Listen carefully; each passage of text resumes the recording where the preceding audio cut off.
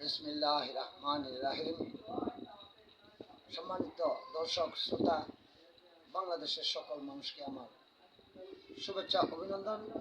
আমার চাষি ভাই নামক সি চ্যানেল দেখে আপনারা দেশের রাজনৈতিক পরিস্থিতি সম্বন্ধে আপনারা বিবেচনা করেন।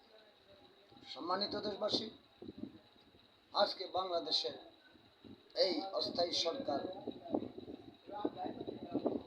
শুধু নির্বাচন করে সঠিক সুন্দর তার আবার পিছনে ফিরে যাওয়া উচিত ছিল, কিন্তু সে বেশি কাজ করতে যায় আজকে দেশকে এক অতল গহ্বরে নিয়ে যাচ্ছে। আর তার সাথে যুক্ত হয়েছে তার সমর্থন পোস্ট, ছাত্রদের নতুন তৈরি নিউ চাইল্ড পার্টি, আর বাংলাদেশের প্রায় 100 বৎসরের পুরানো রাজনৈতিক দল জামায়াতে ইসলামী ধর্মের বিভিন্ন অজুহাত দেখিয়ে প্রতারণা করে প্রবঞ্চনামূলক ব্ল্যাক পলিটিক্স করে তারা নবাবী কায়দায় দেশ চালানোর পায়তারা করছে। গণতন্ত্রকে পদদলিত করে বিভিন্ন পদ্ধতি আবর্তন প্রবর্তন ঘটাইতে চাইতেছে। জাতীয় সংসদ নির্বাচন এবং সংসদ গঠন, সরকার গঠনের আগে, যা কোনোভাবেই দেশের মানুষের কাম্য ছিল না, আজও নয়। তারা টেবিলে আলাপ করে, আবার রাজপথে আন্দোলন করে, আবার তারা গোপন রাজনীতি করে, আবার তারা মুখে ইসলাম বলে, আবার মন্দিরে যাইয়া রোজা পূজা এক করে। মুখে ইসলাম বলে, আবার তারা হিন্দুদের মন্দিরে যাইয়া ভোট চায়, আর কৃষ্ণ আর হযরত মুহাম্মদ সাল্লাল্লাহু আলাইহি সাল্লামকে একই স্থান তারা দান করে। এই জামায়াত চরমোনাই বন্ড প্রতারক পীর নিউ চাইল্ড পার্টি দেশের মূল চাহিদাকে প্রত্যন্ত অঞ্চলে স্থান আসনের পছন্দনীয় প্রার্থীদেরকে জনগণ ভোট দেবে, এটা তার রাষ্ট্রীয় অধিকার, মৌলিক অধিকার এবং গণতন্ত্রের বহিঃপ্রকাশ, বিকেন্দ্রীকরণ। কিন্তু সেটাকে নবাবীকরণ করতে জামাত কৌশল চালাচ্ছে। তারা নবাব হবে, সরকারে থাকবে, সরকারি করবে, আর সকল জনগণ শুধু ভোটের সময় ভোট দেবে। জনগণের কোনো অধিকার ক্ষমতা জনগণের কাছে থাকবে না, শুধু ওই দলনেতা আর সরকারের এমপি মন্ত্রী যারা তাদের কাছে থাকবে। বাংলাদেশ গরিব রাষ্ট্র, চিকিৎসা, শিক্ষা, সামাজিকতা, গ্যাস, বিদ্যুৎ, চাকরি, দেশে বিদেশে কর্মসৃষ্টি, নতুন গবেষণা করে উদ্ভাবন করে দেশের মানুষের স্বস্তি, এই সমস্ত চিন্তা না করে নতুন প্রজন্মকে সুশিক্ষা, সুস্থান, ভবিষ্যৎ কর্মের চিন্তা, বাংলাদেশকে স্বনির্ভর করার চিন্তা না রেখে তারা শুধু ক্ষমতায় যাবে।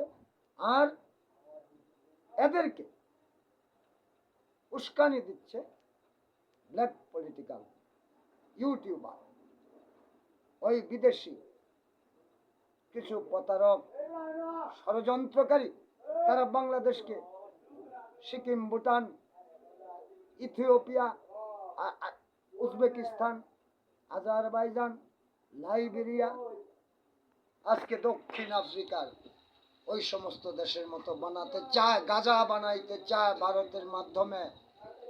ওই ইউটিউবার বিদেশি পিনাকি ভট্টাচার্য। আজকে সে সুকৌশল গভীর ষড়যন্ত্র করছে। এই পিনাকি গং বাংলাদেশের সেনাবাহিনীকে শেখ মুজিব ধ্বংস করেছিল, আবার 54 জন অফিসার হাসিনা হত্যা করেছিল। এইভাবে সেনাবাহিনীকে, দেশপ্রেমিক সেনাবাহিনী নিয়ে তারা বিভিন্ন প্রতারণামূলক ষড়যন্ত্র, ব্ল্যাক পলিটিক্স করে বাংলাদেশের এই রক্ষা কবচ, এই জাতির বিশ্বস্ত প্রতিষ্ঠান বাংলাদেশের মান, এই বাংলাদেশ সেনাবাহিনীকে তারা বিভিন্নভাবে পর্যদস্ত করার চক্রান্ত করছে। ওই বিদেশি ফ্রড ব্ল্যাক পলিটিক্যাল ইউটিউবার ওই পিনাকি ভট্টাচার্য, জ্যাকব মিল্টন, ইলিয়াস আলী, কনক সরোয়ার, এই গং আজকে বাংলাদেশের রাজনৈতিক অঙ্গনে বিশৃঙ্খলা সৃষ্টি করছে। এরা উস্কানি দিয়ে বাংলাদেশের মানুষের ক্ষতি সাধন করতেছে, বাংলাদেশকে ভারতের পদতলে রাখার জন্য রয়ের মাধ্যমে তারা দীর্ঘদিন পরে তাদের কৌশল বাস্তবায়নের চক্রান্ত করছে ডক্টর ইউনূসের সময়।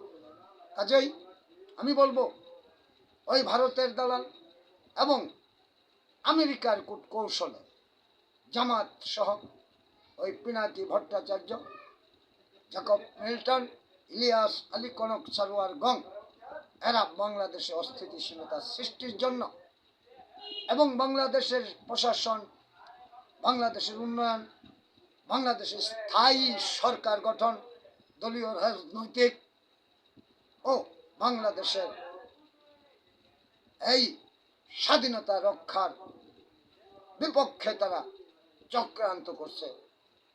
ভারতের রায়ের মাধ্যমে তারা এই সমস্ত ষড়যন্ত্র করছে।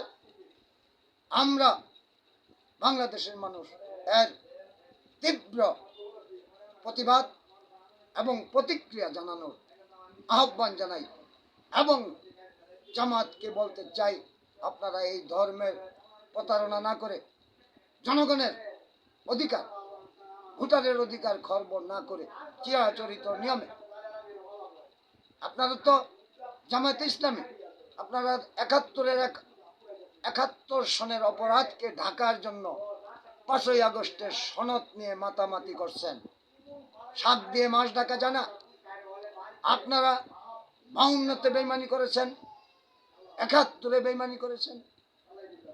আজকে আপনারা বাংলাদেশে যে রাজনৈতিক পথ পরিক্রমণ পরিচিত, চিরাচরিত, জনগণের সাথে সম্পৃক্ত গণতন্ত্রের বিকেন্দ্রীকরণকে আবার ধ্বংস করার ষড়যন্ত্র করছেন শুধু ক্ষমতায় যাওয়ার জন্য।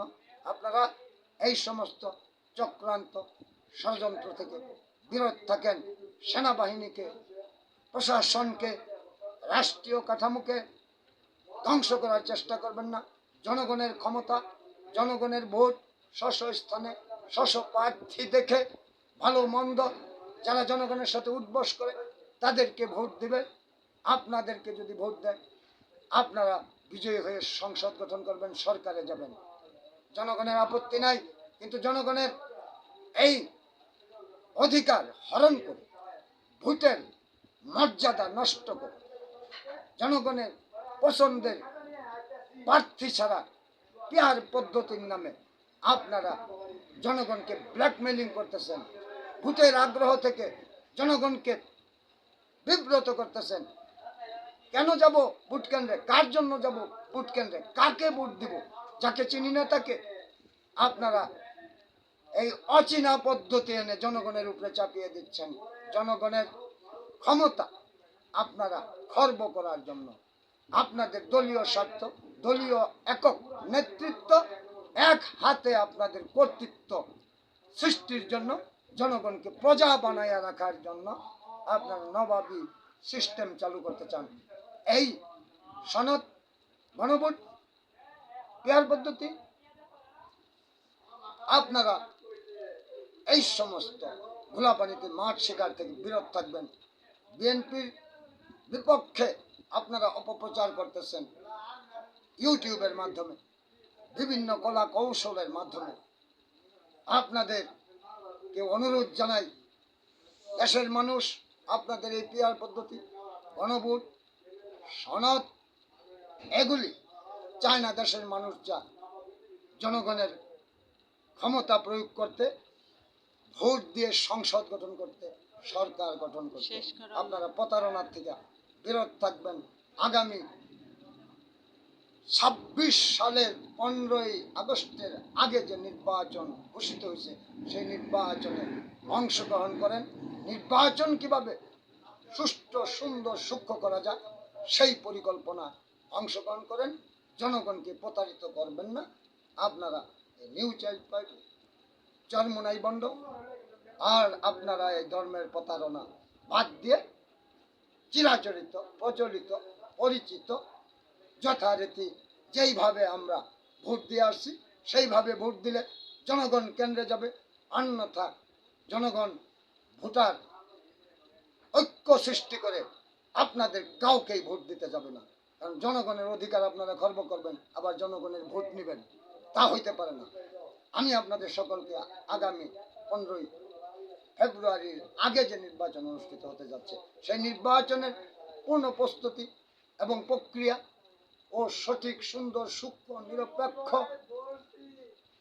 শান্তিপূর্ণ নির্বাচনে অংশগ্রহণ করার আবেদন জানিয়ে এবং সেনাবাহিনীকে বিব্রত করবেন না। যারা অপরাধী তাদের বিচার করবেন, কিন্তু এইভাবে উলঙ্গ করে সেনাবাহিনী বাংলাদেশের মান ক্ষুণ্ণ করে আপনারা এই সমস্ত কিছু থেকে বিরত থাকবেন, এই আশাবাদ ব্যক্ত করে আমার বক্তৃতা শেষ করছি। আল্লাহ।